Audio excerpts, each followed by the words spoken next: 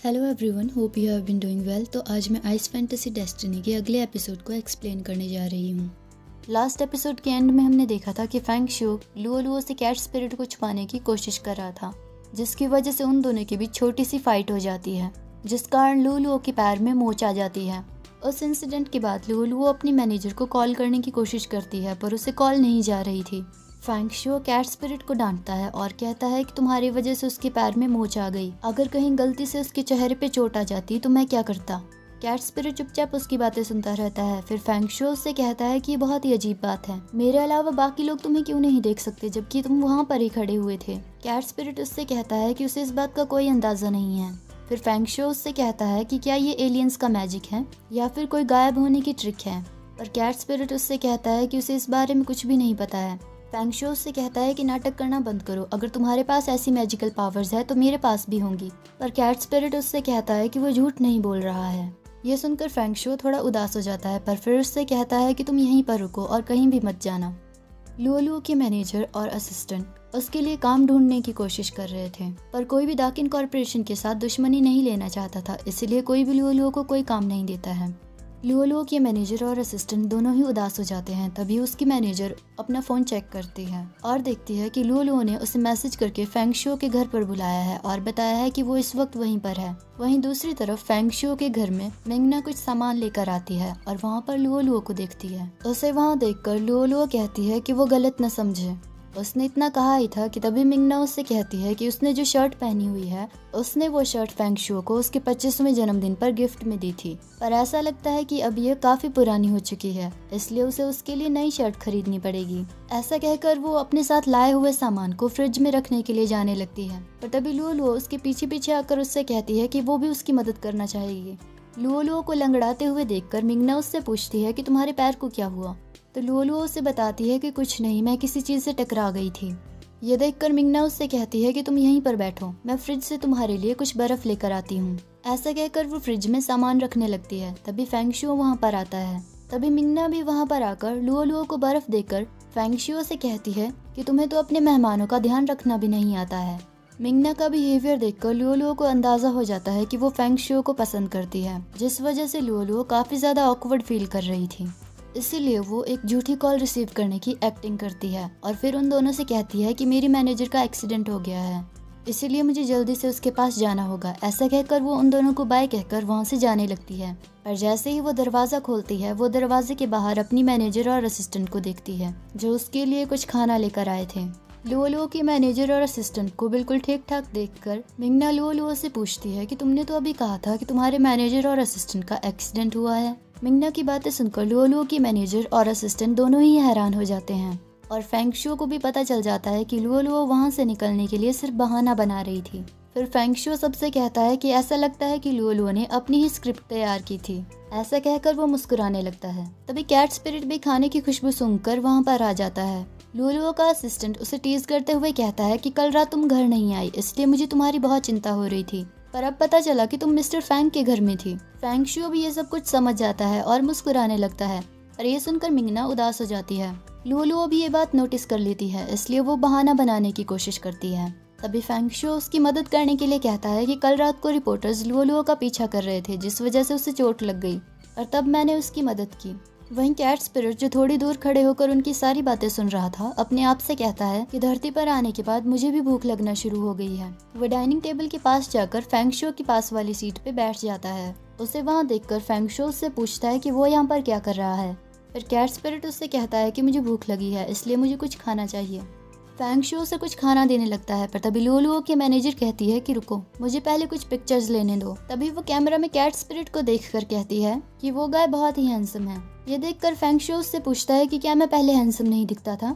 ये सुनकर लुओ के मैनेजर कहती है कि मैं तुम्हारे बारे में बात नहीं कर रही हूँ, मैं उसके बारे में बात कर रही हूँ। उसकी बातें सुनकर फैंग शू और कैट स्पिरिट दोनों ही हैरान हो जाते हैं। फिर फैंग शू उससे पूछता है कि तुम उसे देख सकती हो और उसकी फोटो भी ले सकती हो। तभी लुओ उससे कहती है कि वो जिंदा इंसान है, तो हम उसे कैसे नहीं देख सकते हैं, तुम्हें क्या लगता है कि हम अंधे हैं। उसकी बातें सुनकर फैंग शू हंसने लगता है और फिर कहता है कि हाँ, ये यहीं पर बैठा हुआ है, तो तुम लोग उसे कैसे नहीं देख सकते हो। फिर फेंगशू उन्हें बताता है कि ये मेरा कजिन है। लुओलुओ का असिस्टेंट कैट स्पिरिट के लिए ड्रिंक निकालने के लिए फ्रिज के पास जाता है, पर तभी वो फ्रिज में से उसी बॉक्स को निकालता है जो फेंगशू और लुओलुओ म्यूजियम से लेकर आए थे। वो असिस्टेंट फेंगशू से पूछता है कि ये क्या है, तो फेंगशू उसे बहाना बनाकर कहता है कि कैट स्पिरिट की कॉस्प्ले ड्रेस का ही एक हिस्सा है। कैट स्पिरिट भी उसकी बात समझ जाता है और वो उस असिस्टेंट से उस बॉक्स को ले लेता है। लुओलुओ धीरे से फेंगशू से कहती है कि तुम उसे वहाँ से लेकर आए थे, मेरा इसमें कुछ भी लेना देना नहीं है। फेंगशू से कहता है कि हाँ मुझे पता है। लुओलुओ की असिस्टेंट कैट स्पिरिट से पूछती है कि अगर उसे कॉस्प्ले करना पसंद है तो क्या वो एक्टर बनना चाहता है। ये सुनकर कैट स्पिरिट फेंगशू से पूछता है कि एक्टर क्या होता है। तभी लुओलुओ की असिस्टेंट कहती है कि तुम्हारी एक्टिंग सच में बहुत अच्छी है, क्या तुमने किसी कंपनी के साथ कॉन्ट्रैक्ट साइन कर लिया है? अगर नहीं किया है तो तुम मेरे पास आ सकते हो। ऐसा कहकर वो उससे उसकी पर्सनल डिटेल्स मांगने लगती है। तभी लुओलुओ उसे टोकते हुए कहती है कि ठीक है, अब बहुत हुआ, जल्दी से खाना खाओ, फिर हमें घर वापस जाना है। ये सुनकर फेंगशू कहता है कि तुम्हें इतने जल्दी घर वापस जाने की जरूरत नहीं है, वो अभी अभी तो यहाँ पर आए हुए हैं। तभी मिंगना उसे रोकते हुए कहती है कि तुम नहीं समझते हो, लुओलुओ एक बहुत बड़ी स्टार है, उसे बाद में कुछ इवेंट्स अटेंड करने के लिए होंगे, तो इसलिए तुम्हें उसे नहीं रोकना चाहिए। लुओलुओ भी उसका इशारा समझ जाती है और कहती है कि सच में मुझे कुछ काम है, इसलिए हमें चलना चाहिए। उसके असिस्टेंट और मैनेजर कहते हैं कि हमने तो अभी खाना भी नहीं खाया है, पर लुओलुओ उनकी बात नहीं सुनती है और कहती है कि चलो यहाँ से। फेंगशू उसके पीछे उसे रोकने के लिए जाने वाला था, पर तभी मिंगना उसे रोक देती है। उनके जाने के बाद फेंगशू मिंगना से कहता है कि अब तुम्हें भी यहाँ से जाना चाहिए, पर मिंगना उससे कहती है कि मैं तुमसे मिलने के लिए यहाँ पर आई हूँ। फिर फेंगशू उससे कहता है कि उसे घर पर अकेले रहना पसंद है। ये सुनकर मिंगना उससे पूछती है कि तब तुम्हारा कजिन यहाँ पर क्या कर रहा है। फेंगशू उसे बताता है कि ये कुछ दिन यहीं पर रुकेगा और फिर वापस चला जाएगा। तभी कैट स्पिरिट भी मिंगना से कहता है कि वो कुछ दिन पहले ही धरती पर आया है।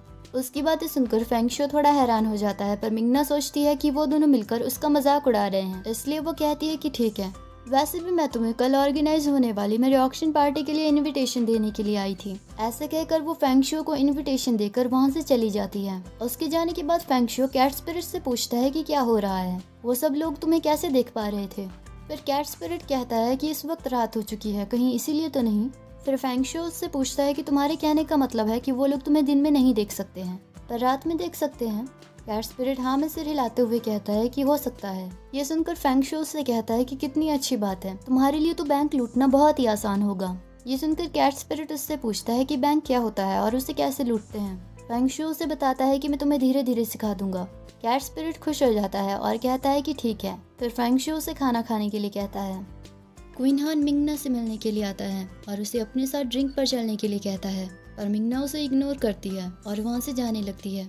ये देखकर वो उससे पूछता है कि तुम फेंगशू के घर से आ रही हो ना, मुझे ये समझ नहीं आता कि तुम फेंगशू को इतना पसंद क्यों करती हो। तो मिंगना उसे बताती है कि वो हैंडसम है। ये सुनकर क्वीन हान उससे पूछता है कि तुम मेरे बारे में क्या, मैंने तुम्हारे लिए कितना कुछ सैक्रिफाइस किया है, क्या तुम्हें समझ नहीं आता है कि मैं तुम्हें कितने अच्छे तरीके से ट्रीट करता हूँ।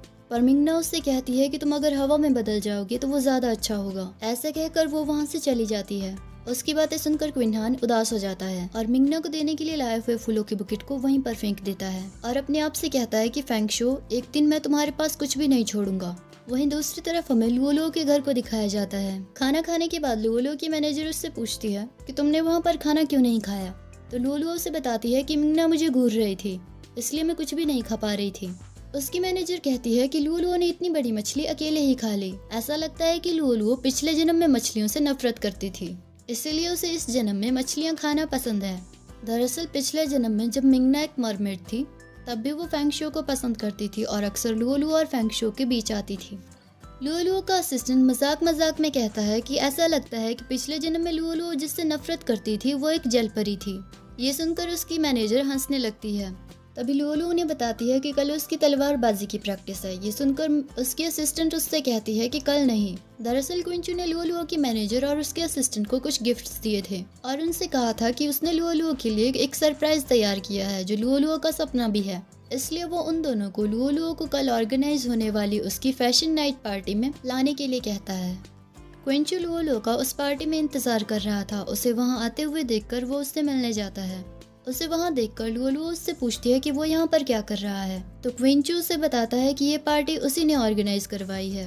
उसकी बातें सुनकर लुओलुओ गुस्सा हो जाती है और अपनी मैनेजर की तरफ देखती है। तो क्विंचू उससे कहता है कि इसमें उन दोनों की कोई गलती नहीं है।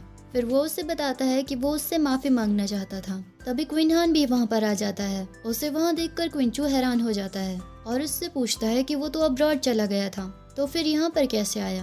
क्वीन हान उसे बताता है कि मिंगना आज की पार्टी में आने वाली है, इसलिए वो अपने सारे काम छोड़कर जल्दी से यहाँ आ गया। ऐसा कहकर वो मिंगना को उस पार्टी में ढूंढने लगता है, पर तभी लुओलुओ को वहाँ पर देखकर उससे कहता है कि तुम तो गेस्ट लिस्ट में नहीं थी। ये सुनकर लुओलुओ गुस्सा हो जाती है और वहाँ से जाने लगती है, पर तभी क्विंचू उसे रोक लेता है। फिर क्वीन हान उससे कहता है कि अगर वो आ ही गई है तो वो यहाँ पर बैठ सकती है, उसे भी आज का सरप्राइज देखकर बहुत खुशी होगी। तभी फेंगशू और मिंगना भी वहाँ पर आ जाते हैं। लुओलुओ को वहाँ पर देखकर फेंगशू मुस्कुराने लगता है, पर मिंगना थोड़ी इरिटेट हो जाती है। तभी क्वीन हान मिंगना से कहता है कि वो बहुत अच्छी दिख रही है, पर मिंगना उसकी बातों को इग्नोर करती है। स्टेज में जाने के बाद क्वीन हान सभी लोगों को magical risky unexpected romance dream project के बारे में बताता है, जो कि असलियत में लुओलुओ का ड्रीम प्रोजेक्ट था, जो उसने अपने पिछले जन्म की कुछ मेमोरीज के बेस पर क्रिएट किया था। उसने उस प्रोजेक्ट के बारे में अपनी डायरी में सब कुछ लिखा हुआ था, पर क्वीन हान ने उसे वो डायरी लौटाने से मना कर दिया था। उस प्रोजेक्ट को स्टेज में देखकर लुओलुओ अपने आप से कहती है कि क्या ये मेरा सपना नहीं था। फेंगशू भी उसकी बातें सुन लेता है। क्विंचू ने लुओलुओ के लिए ये सरप्राइज तैयार किया था, पर क्वीन हान ने इसे पूरी तरह से बर्बाद कर दिया। अपने भाई के इस बिहेवियर की वजह से क्विंचू को बहुत गुस्सा आता है। ये पूरी की पूरी नाइट फैशन पार्टी टीवी पर लाइव ब्रॉडकास्ट हो रही थी, इसीलिए कैट स्पिरिट भी घर में बैठे हुए ये सब कुछ देख रहा था। फेंगशू क्विंचू के पास उससे मिलने जाता है और कहता है कि तुम्हें एक बार गिरकर भी समझ नहीं आया, पर क्विंचू उससे कहता है कि उसका उस बात से कोई लेना देना नहीं है। तो फेंगशू उसे बताता है कि उसे फर्क नहीं पड़ता है कि उनके फैमिली बिजनेस में क्या हो रहा है, और वो लुओलुओ की केयर करता है। ऐसा कहकर वो वहाँ से जाने लगता है, पर तभी क्विंचू उसे रोक कर कहता है कि उसे लुओलुओ की परवाह करने की जरूरत नहीं है। फिर फेंगशू उससे कहता है कि तुम्हें भी अच्छे से पता है कि इस वक्त लुओलुओ की कौन मदद कर सकता है। स्टेज में जाने के बाद क्वीन हान बताता है कि ये मेरा बचपन का सपना है जिसे मैं अब पूरा करने वाला हूँ। उसकी बातें सुनकर लुओलुओ काफी गुस्सा हो जाती है और उस पर चिल्लाते हुए कहती है कि तुम झूठ बोल रहे हो। मैजिकल रिस्की अनएक्सपेक्टेड रोमांस मेरा सपना था, तुम्हारा नहीं। उसकी बातें सुनकर पार्टी में आए सभी लोग हैरान हो जाते हैं, पर क्वीन हान कहता है कि तुम सिर्फ अपने शब्दों के जरिए मैं झूठ बोल रहा हूँ कि सच बोल रहा हूँ ये बात साबित नहीं कर सकती हो। मेरी दाकिन कॉर्पोरेशन के पास कॉन्ट्रैक्ट है, और इसके अलावा हमने आज तक कभी भी किसी का काम चुराने जैसे शेडी काम नहीं किए हैं। मैंने तुम्हारे मैनेजर के साथ कॉन्ट्रैक्ट साइन किया था। और लुओलुओ उससे कहती है कि तुम्हारे पास मेरे सपने का इस्तेमाल करने का कोई अधिकार नहीं है। तुमने अपनी मर्जी से ही उस कॉन्ट्रैक्ट को बदला है, इसलिए तुम्हारी इस हरकत और चुराने के बीच में कोई फर्क नहीं है। ऐसा कहकर वो उसके पास जाने लगती है, पर तभी बॉडीगार्ड्स उसे रोक लेते हैं। तभी फेंगशू स्टेज में आ जाता है और क्विंचू को उसकी जीनिंग कॉर्पोरेशन की मदद करने के लिए थैंक यू कहता है। फिर उस प्रेस कॉन्फ्रेंस में वो बताता है कि उसके पास लुओलुओ के ड्रीम प्रोजेक्ट के लीगल राइट्स हैं। क्वीन हान फेंगशू से पूछता है कि क्या वो मजाक कर रहा है। ये प्रोजेक्ट उसके पास है तो लीगल राइट्स फेंगशू के पास कैसे हो सकते हैं। और फेंगशू उसे कॉन्ट्रैक्ट दिखाते हुए कहता है कि तुम अपने आप देख सकते हो। क्वीन हान उस कॉन्ट्रैक्ट को देखकर हैरान हो जाता है और फिर अपने भाई की तरफ देखता है। दरअसल क्विंचू ने लुओलुओ की मदद करने के लिए उसका असली कॉन्ट्रैक्ट और उसके रिप्रेजेंटेटिव राइट्स फेंगशू के पास दे दिए थे। प्रेजेंट में फेंगशू स्टेज में फिर से अनाउंसमेंट करता है कि वो इस प्रोजेक्ट के असली ओनर लुओलुओ, जो कि जीनिंग कॉर्पोरेशन की स्पोक्स पर्सन भी है, उसे स्टेज पर बुलाना चाहता है।